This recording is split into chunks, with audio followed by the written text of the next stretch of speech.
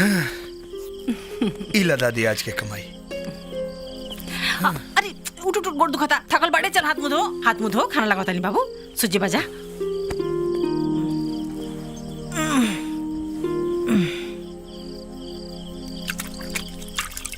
दादी काल हम रिक्शा लेके ना जाई। काहे? अरे काल हमके मुगल सरा जाए के बा। तू का करे जेबा वहां? दंगल होता है वो बहुत बड़ा। वो मंत्री हमें ना वीरेंद्र प्रताप हर साल करवावे ना, उहे करवावता रहे।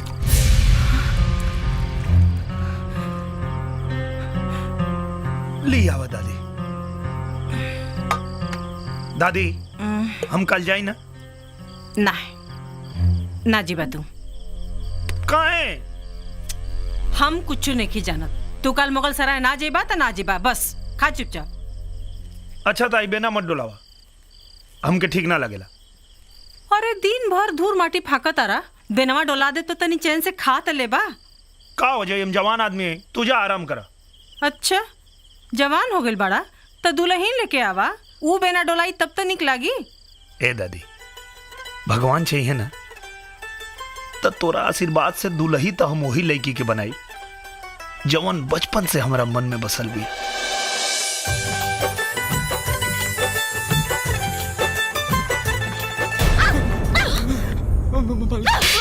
राधा, नौकर के साथ ऐसा बर्ताव कइल जाला?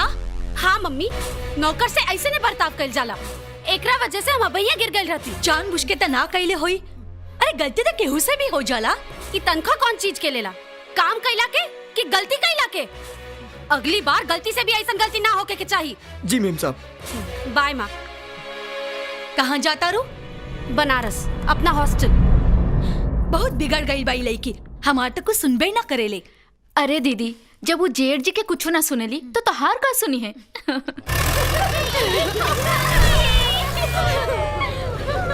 हाँ देखो लोगन रिक्शा वाला के कैसे हीरो बन के खड़ा बा। रिक्शा चलावे आदमी, लेकिन तब वो स्टाइल में रहे के चाहिए। कहीं निकाला था इनका हीरोगिरी।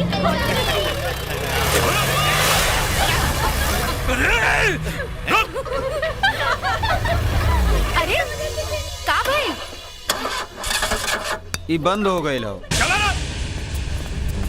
हाँ, राधा राधा जल्दी चला, वो लोग आगे खड़े। अरे जल्दी चालू करो गाड़ी, वो लोग आ गई ले, जल्दी चालू करो। अरे और पास आगे लन सर, जल्दी करो राधा। अरे वो लोग हम हैं ना। का रे? हाँ कीचड़ उड़ाओ चलता रे। हाँ बहुत गर्मी हो गई बा। उधर ना ये कहानी है। ई कीचड़ उड़ावे कल से। हाँ तो चिल्लात काहे बाड़े? कपड़े गंदा भइल बा ना। ई ले साबुन खरीद के धो लिए। अच्छा कपड़ा गंदा कर भी तुम और धोई भाम। अपन पैसा अपने पास रख, चल जो साबुन लेके आओ और धो हमनी के कपड़ा। हम और तोर कपड़ा धो अब, चल हट। अच्छा खोल रे टंकी।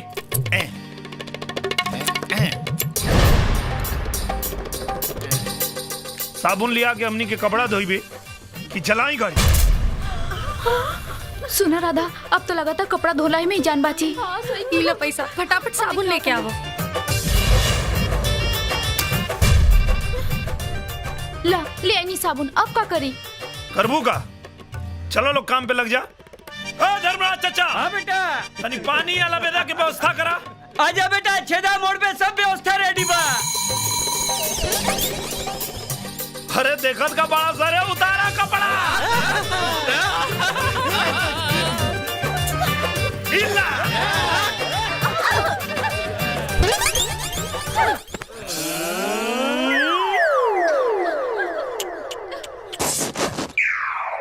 अरे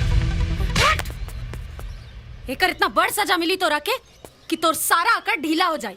तू जानत नहीं कि हम केकर बेटी हैं। कोनो बड़े बाप के बेटी होबू तू, वैसे हमारो कुंडली में लिखल बा एक दिन बहुत बड़ आदमी के दामाद बनब हम। सपना देखला से इंसान के औकात बढ़ना हो जाला। अच्छा तब साबुन बचल बा, कहीं चड्डी धोआ देनी ना तो तोरे औकात के पता चल जाई। सुनो। हाँ? बड़ा बाप बाप करतिया के है कर बाप? मंत्री बाड़े, छोट मोट ना, सड़क और परिवहन मंत्री। अच्छा आज के ताजा खबर, मंत्री जी डामर और गिट्टी खा ले। आज के ताजा खबर। आज के ताजा खबर मंत्री जी डबोरा गिट्टी खा ले। आज के ताजा खबर।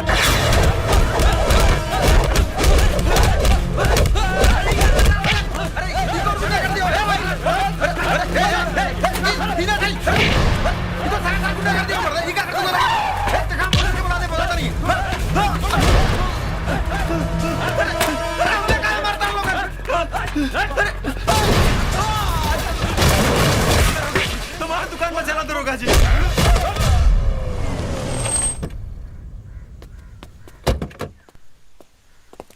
नमस्कार सर, हम मंत्री जी के पीए बानी। मंत्री जी आप ही के इंतजार करत बड़े सर। पापा पापा सर यह हमें गणेश चौधरी जी, क्रांतिवीर दैनिक अखबार के मालिक। अरे चौधरी जी, आई आई विराजी, ले आओ चौधरी जी के चाय दे। का रे, बिस्किट विस्किट नहीं खे? हाँ सर। ले आओ चौधरी साहब, चाय ली। ये अखबार तोहरे बा जी। बड़ा चटपटा खबर छापेला। ये सब झूठ खबर तहरा के देहलस? झूठ ना है मंत्री जी, हमरा पास रुआ घोटाला के पक्का सबूत बा। का सबूत? का सबूत रे? ज्यादा बोलबे तो तोरा अबूत सबूत तोरा पिछवाड़े में घुसा दे। सुना, हमरा से तमीज से बात करो। अरे तू हमरा के तमीज सिखाइबे? चल चाय रख, चाय रख। अरे उठ उठ, ए कुर्सी हटाओ।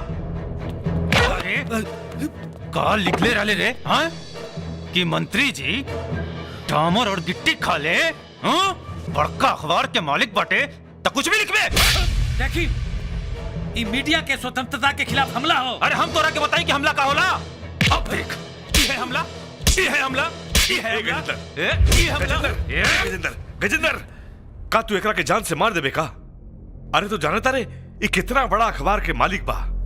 चौधरी जी आई बैठी, आई बैठी, आई बैठी तो चली बैठी।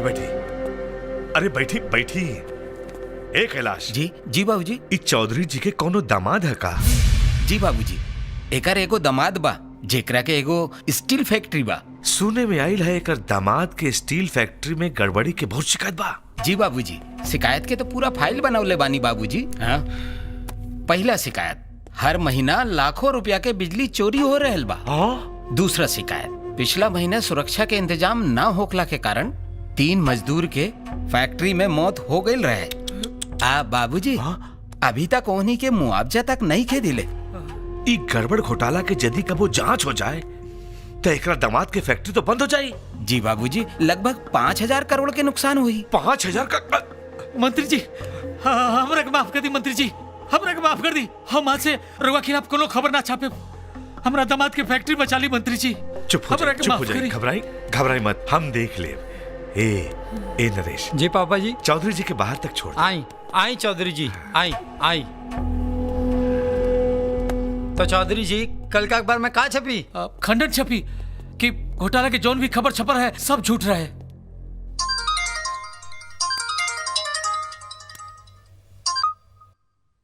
हाँ बेटिया रानी, बोला। पापा, आज एगो 2 कौड़ी के आदमी हमरा से अपन कपड़ा धुलवले बा। ओकर नाम कहा? ओकर नाम तो नहीं खे मालूम, बस हम इतना जानी ले कि वो एगो रिक्शा वाला हो। ठीक बा। कैलाश जी कहीं, तू अब ये बनारस जाइबा। का बात है बाबूजी? बनारस में एगो रिक्शा वाला तोरा बहन के बहुत बेइज्जत कैले हा। एक रिक्शा वाले की इतना हिम्मत? ओकर तो अच्छा से इलाज करे के पड़ी। आज के जमाना इंटरनेट के बा। इस जमाना में हर एक लड़की के 2-2 3-3 बॉयफ्रेंड होखेला। बड़ा शर्म के बात बलेला। तो हर एक को बॉयफ्रेंड नहीं खे। अरे हम वैसन लड़की नहीं की जे हर झंडू बाम के पीछे पड़ जाए। हमार बॉयफ्रेंड तो दुनिया से निराला होगी। ओकरा में ऐसे खूबी हुई जे दुनिया के कौनो लड़का में ना है। घंटी ना मार सकत रहला का? पूरा रिक्शा मार देनी, आपका घंटी अलग से मारी। बदतमीज। हाँ? अरे माई,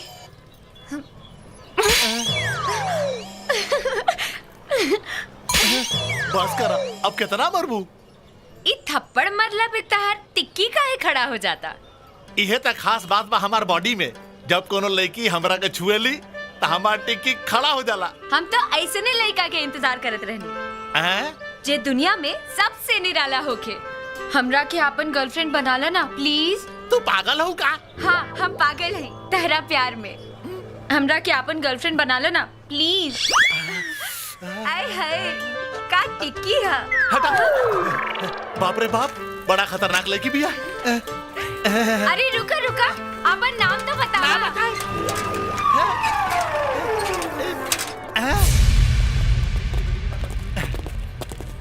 का देखा था इंस्पेक्टर साहब? कपड़ा बड़ा चमका था, कहाँ धोवले हरे? बड़ी सुंदर रहली धोवे वाली, आजो महका था। काले टाइम पे आ जाती इंस्पेक्टर साहब, तो आपके ही वर्दी भी धोआ जाये। कब से तोर इंतजार कर रहा था। इडियट, कहाँ बाड़े तू? गाड़ी लेके आ जल्दी।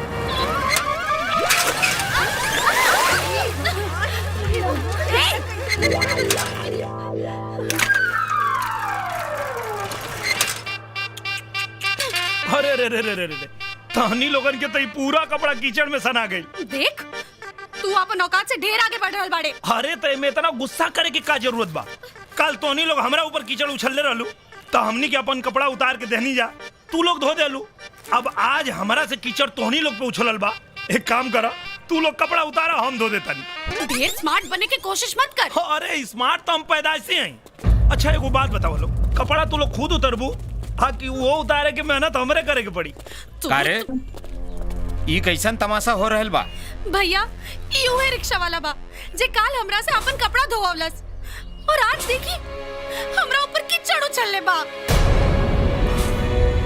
अरे तोर इतना हिम्मत कि एगो पुलिस वाला के हाथ पकड़ाता रे?